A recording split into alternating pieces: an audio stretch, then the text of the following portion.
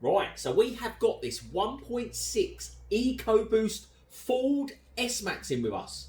And these are quite common, I think, on the Fiestas. Don't really see them that much on an S-Max, do we?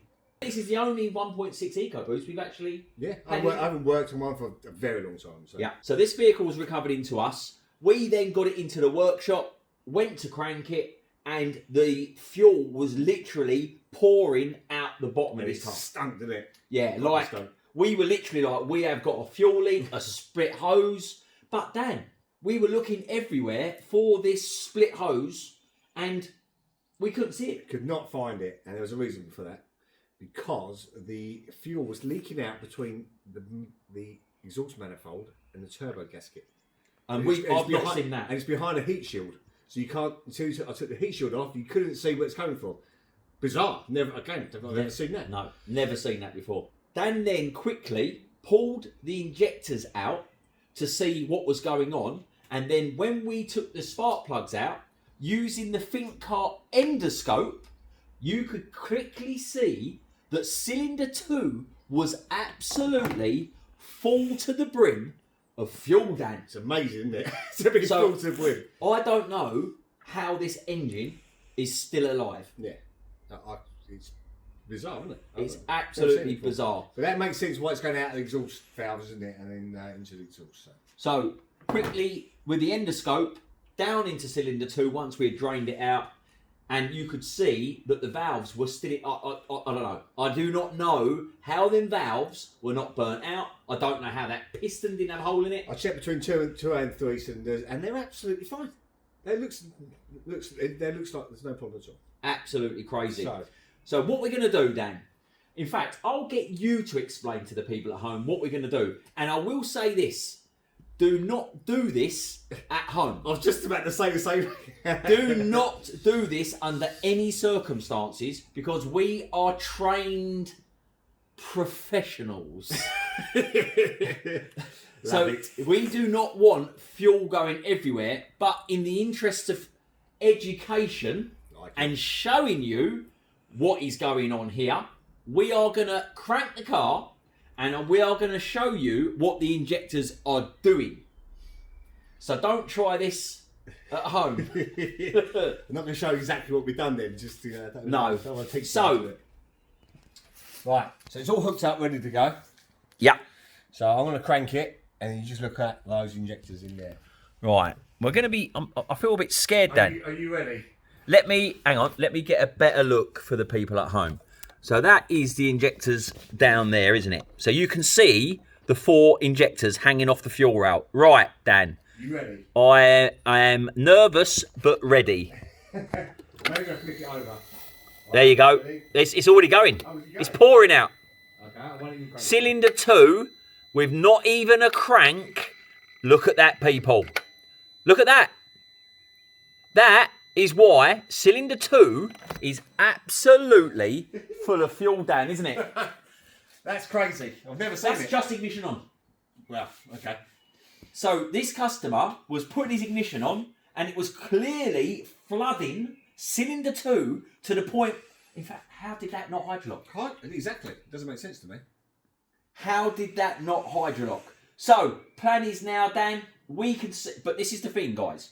We are going to change injector number 2, but we know that it will find the path of least resistance. So we could put a new injector in there, which then stops that one leaking, and then another one starts leaking. Yeah. So we don't know what we're going to find yet until we put that new injector in. But guys, that's a new one on me. Yep, new one for me. And every day's a school day. And we're praying that this engine lasts. So we'll see. We'll keep you posted. Right, so that is the injector from Ford. As you can see, I won't make a joke, but it is contents made in Turkey. For those of you who don't get the joke, don't worry, we digress. So that is the Ford injector fitted, Dan. That's the old one. That's the one. And that is the old one. And that was, as you can see in part 1, the one that was... Well, we didn't even crank it. Just open, wasn't it? Put the ignition on, it flooded the cylinder. So, are we saying now, when we put the ignition on, we should have no fuel spraying out? No fuel. I'm a little bit worried because there's nothing to hold the injectors in. Yeah. So it's going to pressurise and they might fall out. So I'm going to do it really quickly, just to pressurise it, and then I'll probably have to crack the nut. But okay. Well, let's try not to lose any injectors. Yeah. But just put the ignition on, Dan, and let's see if any of that sprays out. You ready? Yeah. Perfect, Dan. And it would be leaking one out. Yeah. There we go, people. Can you see? No leaking injectors. All right, stand back because it's going to probably dump some fuel. So basically what Dan's doing is just letting the pressure out of the rail. So guys, we will find out if this customer has been lucky or not, because we don't know how much fuel has entered the exhaust system, Dan, do we? Exactly. Don't want to cook the cat. That's what we're more worried about than anything, I think. Well, that'd be funny. When you've got fuel coming between the manifold and the turbo, leaking on the floor. It's not good. It's not ideal, people. So, part 3 will be, once we get this buttoned up, we'll give it a start, and I'm going to do it live, because we don't know what's going to happen, do we? We don't know. We don't know what this engine is going to sound like when we push the button, Dan, do we? No, we don't. So, we're going to do it live for you guys, and just pray to God that it's going to be all right. Fingers crossed for the customer, right? Fingers crossed, guys. We'll see you on the next one. Right, well, if you're watching this, you have made it to part 3 of the EcoBoost engine. Now, everything is back together. We have inspected the cylinders, we have used the endoscope, we have checked the valves, we have checked the compression.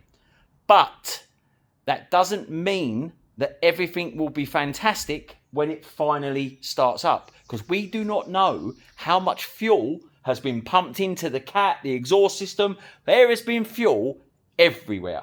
So we are not 100% sure what is going to happen. So, like we promised in the video, we are going to do it live. There is going to be no second chance. If this engine leaves the chat, guess what? It's going to be recorded. So, Dan. Oh dear. Dan's feeling confident. I'm going to stand back and I'm going to turn the camera around. In fact, you can get my reaction if the engine leaves the chat. We've left the customer's number plate on, so he knows full well that was his vehicle that left the chat. Very unprofessional. You ready? Right. I'm actually scared, by the way. Mission on. Genuinely. Crank.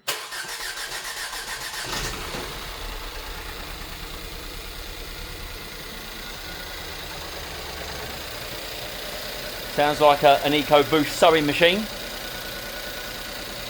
No leaks. No leaks, Dan? No leaks at the moment. Dan, if this engine has survived that, then, guys, I don't know. But, there we go. If you have the EcoBoost issue, and you've got fuel pouring out of it, hard to start, Bad injector. check the injector, people. We'll see you on the next one.